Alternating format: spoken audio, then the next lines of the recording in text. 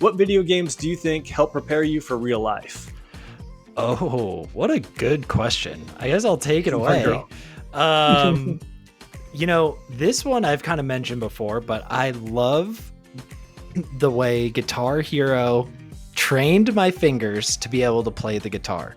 See, back in the day when I was working at GameStop, they had the demo set up. And so whenever it was slow in the store, we'd just go over there, play like a Pearl Jam song. And it was just hours of just, getting your fingers coordinated. And I gotta say, that game helped me play the guitar so, it inspired me to play the guitar. And then my fingers got really, kind of like that muscle memory going from the Guitar Hero. So I really got to owe it to that one. That's awesome. I've always heard that it was a detriment to learning the guitar, not a boost to it. It probably was, but I somehow broke the mental barrier somehow, and I made it happen. I gotta say, it was really helpful. I mean, and then rip to all those games. I love those so much. I wish Guitar Hero has a renaissance here soon. Well, you can play it on Fortnite. It was a fun fit. Can you? How do you do that? Yeah, they have a whole music mode, bro. Well, that's pretty awesome. Good for Fortnite. They're just making everybody's dreams come true at this point. We're all gonna live in Fortnite. Fortnite is like the model of Ready Player One. Like, I feel like and I'm happy. I'm happy in there. Nice. But that's my first one. Yeah. Nice. My first one is any strategy game. So this is kind of broad. Any strategy game that teaches you resource management. So for me, it was back in the day with SimCity and Civilization. Those were two of the first ones. And then City Skylines was the most recent one that really kind of helped me out with balancing your resources, like knowing that if you put too much into this one, you're gonna lose out on this one and kind of have a lower score here, so you got to try to balance it out. I think that kind of stuff trained me to deal with my finances better, and this was kind of a hard question for me to answer, but that was what I love that one was like resource management for sure. That's a really good one. Yours is probably more clever than mine. Mine is the exact same kind of idea. I picked Animal Crossing because of that bastard Tom Nook and the mortgage that you have to continually work off to pay.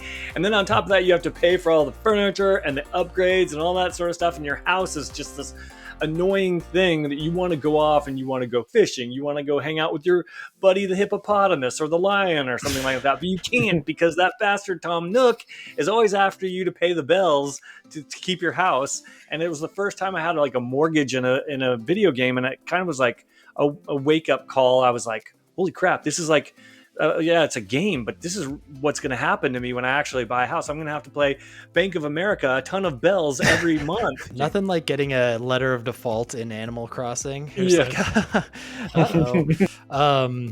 My second pick, honestly, it's got to be a Dark Souls for me.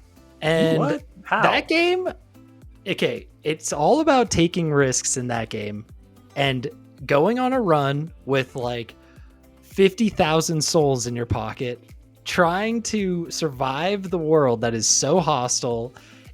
You just gotta like suck it up and take the leap of faith and make sure you're well prepared and that you gotta believe in yourself that you won't lose your life savings out in the field. You gotta just go for it, go from one point to the next.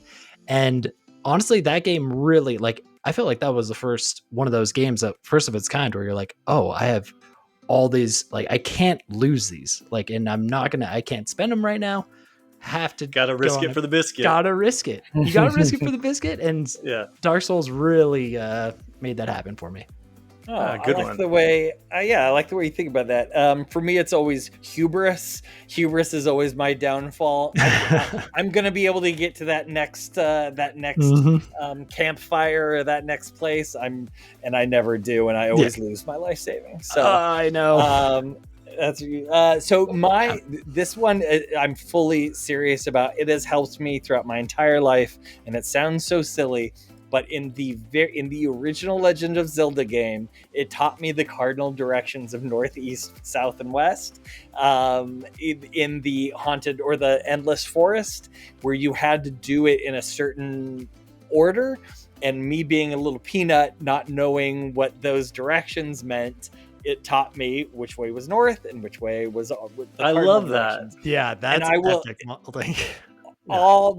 For the rest of my life, I'm like, oh, I mean, now obviously I don't think like, oh, New York is to the right on my Legend of Zelda screen. Like, I don't think of it that way, but it really did help me out learning those as a little peanut. Oh, that's so good.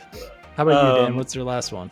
My last one is kind of like something that's very contemporary today, but I'm picking BioShock. And someone's going to be a bit dark, so bear with me. But BioShock taught me the dangers of corporate and CEO worship. Just as Andrew Ryan's greed caused the downfall of the city of Rapture, we're seeing kind of eerily similar stuff today with CEOs being paid millions only to turn around and cut jobs left and right. Yet people think like Elon Musk or Zuckerberg can do no wrong, and they're like celebrities. People follow them on social media and Twitter, and they fawn over everything they do. Just because billionaires are rich doesn't mean they're smart, especially when you have someone like Pete Parsons that we just spoke about that spends $2.3 million on classic cars and then lays off 320 employees. So I think that we worship CEOs, and I think that is a really dangerous place to be as a society. And that was exactly what I saw in BioShock, and it's something that continues today. Oh, that's a good one. I wonder if they're going to keep that theme in the BioShock movie that's coming out. I hope so, man, because it's so like today, you know what I mean? It's so current. So good. No, it's a good one, Dan. I like that. Yeah. Now, would you kindly give me $100? Yeah. On that note, we can start to wrap things up, but please make sure you're subscribed to our socials, and on YouTube, make sure you hit that like button.